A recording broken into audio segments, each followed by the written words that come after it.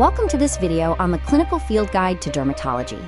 We will cover the spectrum from basic anatomical foundations to current systemic therapeutic approaches, integrating both NHS diagnostic protocols and AAD management guidelines. Understanding the skin's engine is vital. It consists of the epidermis, acting as a barrier and shield, the dermis, the engine room providing structural support and temperature regulation, and the hypodermis, which serves as the foundational layer for cushioning and insulation. When taking a patient history, use a decision tree based on lesion duration and recurrence. A clinical checklist should always include family history, occupational irritants, and recent travel to help guide your initial diagnostic suspicions.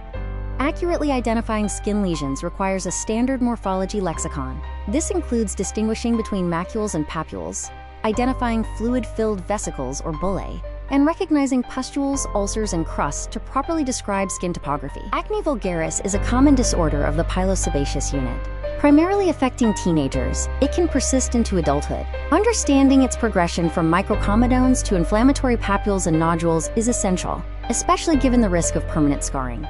Cellulitis is a subcutaneous streptococcal infection requiring a portal of entry. It presents as a unilateral, erythematous, and warm area.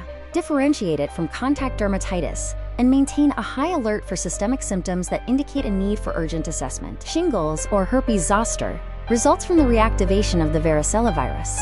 It follows a dermatomal pattern, never crossing the midline. Rapid administration of antiviral agents is critical, and ophthalmic involvement necessitates an immediate ophthalmology referral.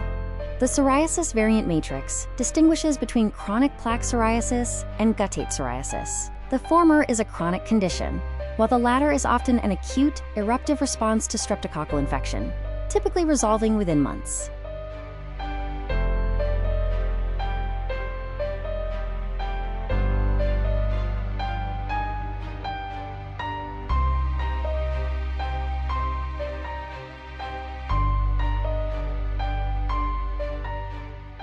For non-melanoma skin cancers, distinguish between basal cell carcinoma and squamous cell carcinoma.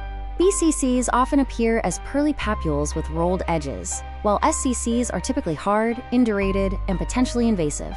For malignant melanoma, use the ABCDE diagnostic checklist: asymmetry, border irregularity, color irregularity, diameter over 6 mm, and evolving nature. The Glasgow system helps quantify clinical suspicion, where any sign of change warrants immediate investigation.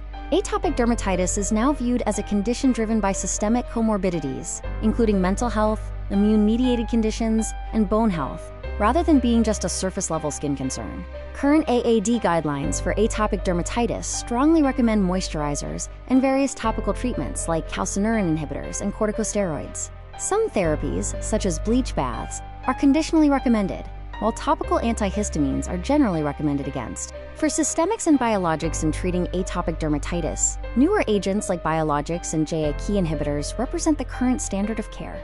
Systemic corticosteroids are strongly recommended against due to potential side effects. In conclusion, dermatology has evolved from simple barrier repair to a sophisticated approach of pathway interception.